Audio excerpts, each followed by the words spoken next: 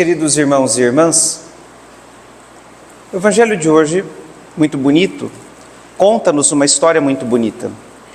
Nosso Senhor Jesus Cristo, Ele é confrontado por este mestre da lei, que quer colocá-lo à prova, quer apertá-lo para ver se Jesus incorre em algum erro, se Jesus fala alguma bobagem, alguma besteira, e pergunta, coisa que ele deveria saber por ser mestre da lei, por ser um estudioso da lei: o que é que eu preciso fazer para ganhar em herança a vida eterna?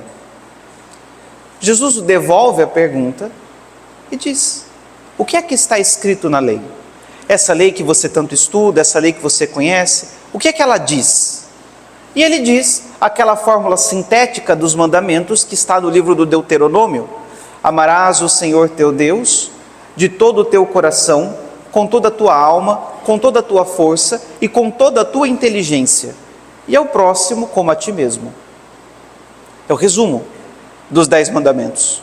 Nós sabemos disso. O mestre da lei sabia disso e Jesus sabia disso.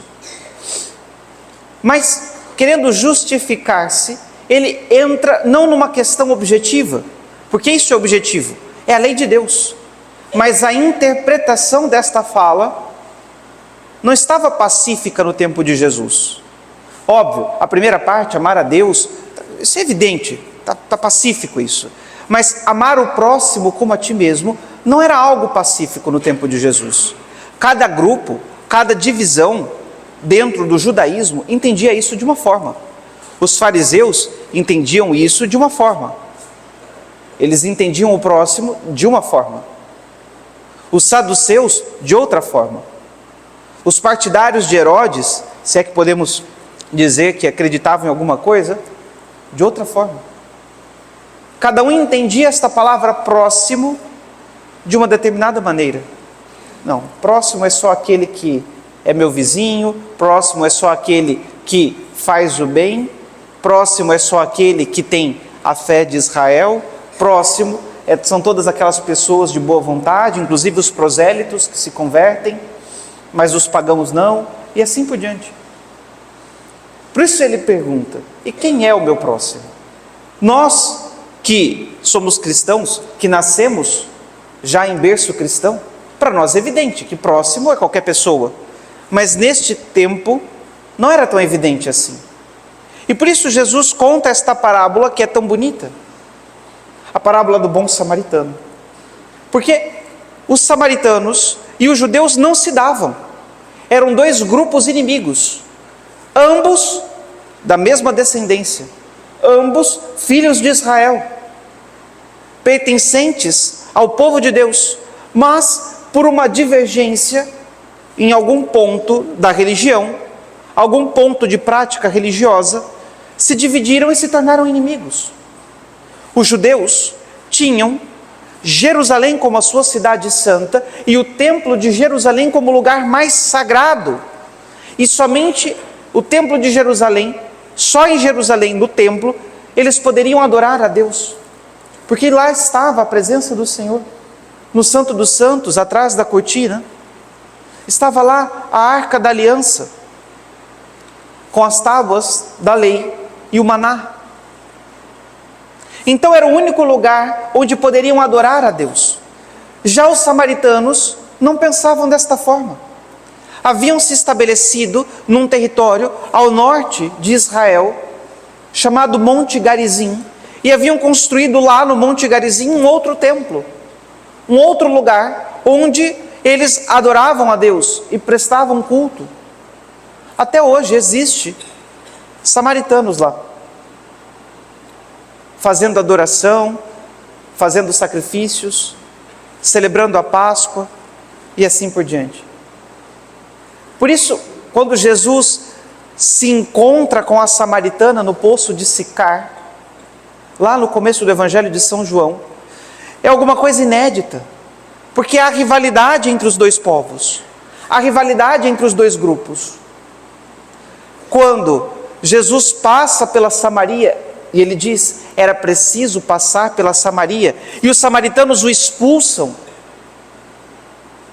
Tiago e João diz, então vamos mandar logo que caia fogo do céu sobre eles e acabar com esse povo. porque já não se gostavam. Não acolheram Jesus, então pronto, agora nós temos o pretexto para destruir eles. Porque Tiago e João eram judeus.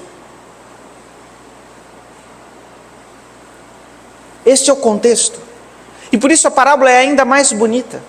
Porque o sacerdote e o levita, que eram as pessoas de quem se esperava a misericórdia, a proximidade, a compaixão, pessoas que trabalhavam no templo, que ofertavam o sacrifício, que deveriam estar revestidos de entranhas de misericórdia,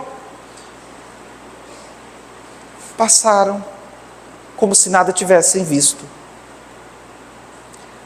Talvez ao longo do caminho foram amortecendo a consciência deles, pensando, mas talvez já esteja morto, porque o Evangelho nos diz, deixando-o quase morto. Talvez tivesse aspecto de morto já.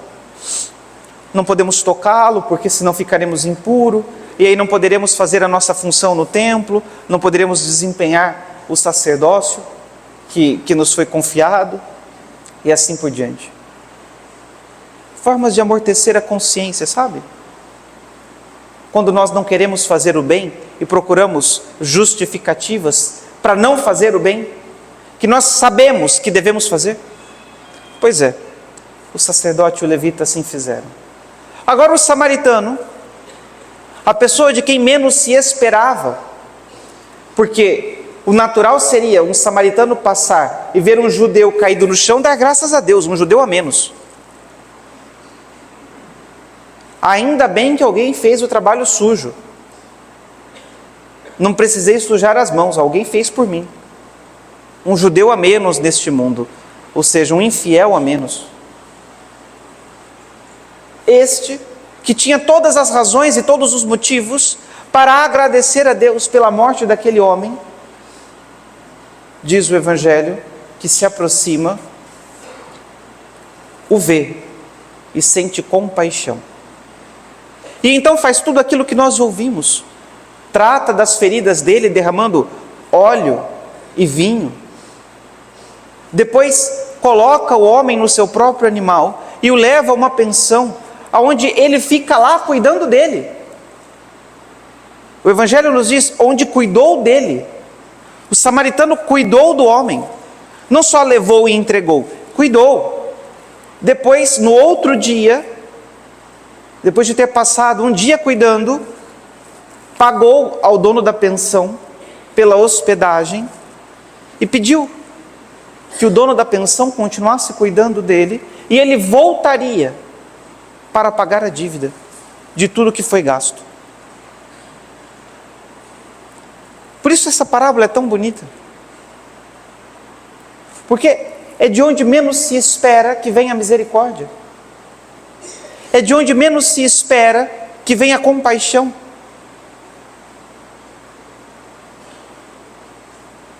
Quando Jesus pergunta para o mestre da lei que estava inquirindo ele, na tua opinião, qual dos três foi o próximo do homem que caiu nas mãos dos assaltantes? Ele não poderia dizer que foi o sacerdote ou que foi o levita, porque talvez fossem próximos de sangue, fossem próximos nas mesmas práticas religiosas, mas não foram misericordiosos. Foi aquele que usou de misericórdia para com ele. Este é o próximo. É evidente que o sentido da parábola, este primeiro sentido, é que nós precisamos ter misericórdia com todos. Precisamos nos aproximar e ter compaixão de todos, independente de como seja a pessoa, inclusive se forem nossos inimigos, como eram os judeus dos samaritanos. Mesmo assim, devemos ser próximos e ter compaixão e ter misericórdia. Sabem por que disso? Porque este não é o único sentido da parábola. Ainda existe um outro sentido desta parábola, uma outra interpretação. Este samaritano é o próprio Jesus, é o próprio Senhor, que se aproxima de nós, que tem compaixão de nós. Este é o sentido que dão os padres da igreja, como por exemplo Santo Agostinho. Vejam o que diz Orígenes, um dos padres da igreja do início do cristianismo. O homem que descia é Adão. Jerusalém é o paraíso e Jericó é o mundo. O homem que foi assaltado, Adão. E ele sai de Jerusalém, do paraíso, para Jericó. Jerusalém, é óbvio, simbólico isso, mas é muito propício, porque Jerusalém está a 715 metros acima do nível do mar, enquanto Jericó está mais de 200 metros abaixo do nível do mar. Já é uma grande descida de mais de 1000 metros. Os ladrões são os poderes inimigos. O sacerdote é a lei e o levita são os profetas. O samaritano é Cristo. As feridas que ficaram no corpo daquele homem são a desobediência. O jumento, o corpo de Cristo. A hospedaria que acolhe a todos os que querem entrar é a igreja. Os 2 denários, as 2 moedas, são o pai e o filho. O dono da hospedagem é o pastor da igreja, a quem é confiada a cura. O fato de que o samaritano promete voltar nos lembra a segunda vinda de Cristo. Percebem? É aquilo que Jesus fez conosco. Nós somos este homem que sai de Jerusalém e vai a Jericó, mas que cai nas garras do inimigo. E o inimigo nos dá uma surra que faz em nós as feridas, que nós chamamos de concupiscência, que coloca desordem em nossa vida, que nos faz inclinados ao mal. Todos os vícios, todas as misérias, todos os pecados que nós carregamos, a surra que nós tomamos. A lei e os profetas passam, mas Cristo é quem se aproxima. Se aproxima porque toma a nossa humanidade. Se aproxima porque se faz um conosco. E cuida das nossas feridas, derramando o óleo da unção. É redundância dizer isso, não é? Mas é para dizer que é abundante, que é o seu perdão e a sua misericórdia, e o vinho que é seu preciosíssimo sangue, e nos traz para a estalagem, para a hospedaria que é a igreja, onde nós somos cuidados pelos pastores, enquanto esperamos que Ele volte para pagar pelos custos deste cuidado que nós recebemos. É isso que Cristo faz conosco. Este é o sentido mais bonito da parábola. E é assim que nós entendemos o que Jesus diz no final: vai e faz a mesma coisa.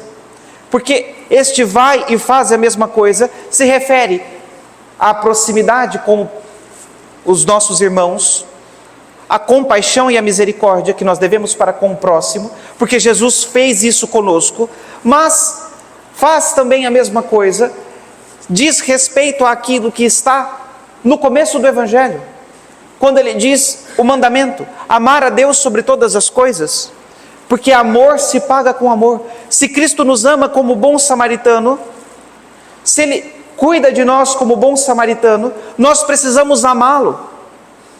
Não é colocar o próximo acima de Deus, mas amar o próximo por causa de Deus. Vai e faz a mesma coisa significa amar a Deus acima de todas as coisas e ao próximo como a ti mesmo. Mas de uma outra forma, aquela forma que Ele dirá na última ceia: amai-vos uns aos outros como eu vos amei.